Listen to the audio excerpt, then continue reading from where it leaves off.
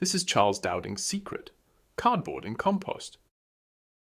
Servus, your Garden-Staudinger is back.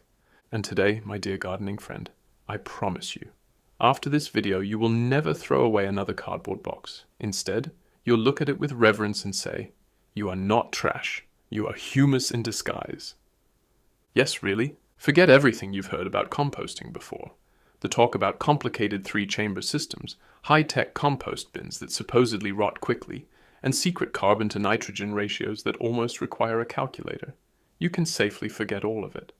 Because today we're talking about something found in almost every household, a piece of brown recycling gold that your garden will love: cardboard boxes. Chapter 1. The composting myth crumbles. For decades, we've been indoctrinated that composting is an art mastered only by the initiated. You need experience, knowledge, equipment, and preferably a gardening calendar made of moon phase wood. But I'm telling you honestly, nature was here long before us, and it knows exactly how decomposition works. All we have to do is stay out of the way. And that's where the cardboard comes in.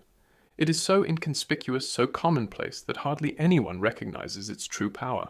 We throw it into the recycling bin without realizing we are throwing away the best soil conditioner in the world. Chapter 2. Why cardboard is the secret composting hero. Cardboard is essentially just pressed plant material, paper fibers, cellulose, starch, in other words, pure nature. And what happens when you introduce that to the soil? Exactly. It turns back into earth. But the ingenious thing is, cardboard isn't just brown matter. It's like a small eco-marvel. It stores water, it allows air to pass through, and it offers a home to microorganisms. In short, cardboard is the air, bee, and bee host for earthworms. Once laid out, they come voluntarily, enjoy staying, and bring their friends. And the best part, while wood chips or straw often take forever to decompose, cardboard breaks down in 6 to 8 months with the right moisture. No patience needed, no waiting for St. Compost Day. Chapter 3. The cardboard composting revolution. Begins safety first. So how does it all work?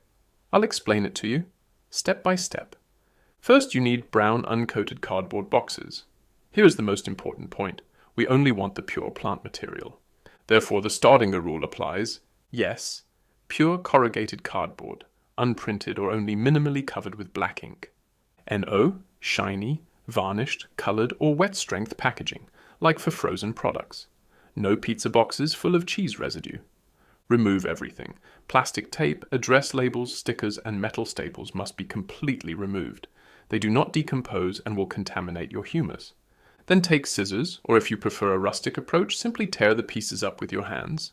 Make them small and large, because you need both. The large sheets become your base, the small shreds your lasagna interlayer. Shredding is crucial. It massively increases the surface area and speeds up decomposition. Chapter 4. The foundation. Your cardboard bed for microbes. Now lay a thick layer of large cardboard sheets on the ground, a good 2 to 3 centimeters thick. This is your foundation. This layer has 3 jobs. It suppresses weeds, it retains moisture in the soil, it ensures gentle, slow decomposition from below, and now comes the trick almost everyone forgets. Water. Cardboard must be thoroughly soaked, otherwise it sits on top like a board in a swimming pool. So, hose it down, pour a watering can over it, until it feels soft like a wet sponge. That's the moment the microbes say, "Ah, life is good here." Chapter 5. The compost lasagna for the lazy and the clever. Now you build it up layer by layer. First, a moist cardboard base, then the green layer with kitchen scraps, grass clippings, and coffee grounds, for example. Then the small moist cardboard pieces. Now more green matter, followed by cardboard, and so on. This is not a baking recipe. You don't need exact quantities. Nature loves disorder. The main thing is that it gets fed. The cardboard acts like a sponge. It soaks up excess water, releases it during dry periods, and ensures the pile always stays nice and airy. So you don't have to constantly turn or measure. Your cardboard does it for you. Chapter 6. The secret life in the cardboard compost. After a few weeks it gets exciting. Carefully lift a layer and you'll see. It's teeming with life. Earthworms, springtails, woodlice, everyone is there to help. The cardboard fibers form small tunnels through which oxygen flows, and that is the difference from expensive compost bins.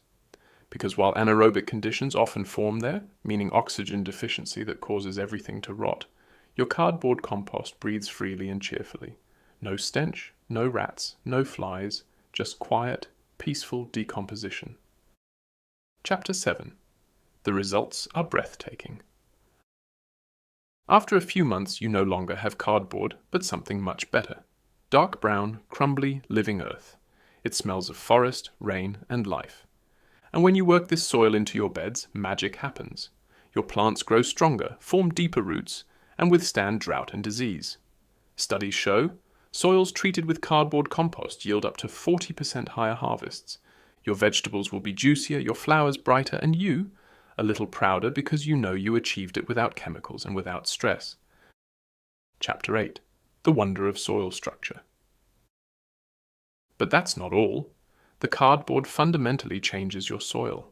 It loosens heavy clay soils and retains water in sandy soils. The fine cardboard fibers leave tiny channels through which air and water circulate, and that is the basis for healthy soil. The result? Your garden stores rain better, no longer crusts over, and your plants never have to get stuck in traffic again when it comes to roots. Chapter 9. Eco-bonus with responsibility. And the best part, you are not just doing something good for your garden, but also for the environment. But be a responsible gardener. The clean, unprinted cardboard you use in the garden could also be recycled. Recycling clean paper is often the best ecological way to keep fibers in the loop. That's why my tip is, primarily use cardboard for the Lasagna method for weed suppression and soil improvement, where you would otherwise use mulch or inferior material. And if you have large quantities, only compost the brown, unprinted parts that would be difficult to handle for recycling or that your compost urgently needs as a carbon source. Every Amazon box, every shoe box, every shipping box is suddenly a raw material for humus. And when the next delivery person comes and you think, "Thank you, that's fertilizer for my weed foundation," you know, you've arrived in the Cardboard Composting League. Chapter 10. The Earth lives, and so do you a little more. I'm telling you honestly, there is hardly anything more satisfying than improving your own soil with such simple means. No machines, no money, no high tech, just cardboard, water, and time. And every time you lay a new layer, a little magic happens down there, an invisible interplay of microbes, fungi, and worms, a quiet feast for nature. Chapter 11. The Little Warning with a Wink. Of course, as always, don't overdo it. If you completely pave your garden with cardboard, it won't be compost, but a cardboard castle. So, use moderation. Always mix nicely, always water nicely, and above all, be patient. Because even if it goes fast, nature works at its own pace. And remember, choose your material wisely. Only brown and clean. Your composting moment. So my dear gardening friend, now you know the secret of cardboard composting that gardeners like Charles Dowding also use. You now know that your waste paper can do more than carry advertisements. From today on, no suitable cardboard leaves your property uncomposted. Give it a second life, and you get in return soil that you can't buy in any bag. If you like this video, show me with a thumbs up, leave a subscription, and ring the bell so you're there for the next gardening secret. And now go out, grab your cardboard, and build your own little soil wonder pile. Servus, your Garden-Staudinger. Thanks for watching.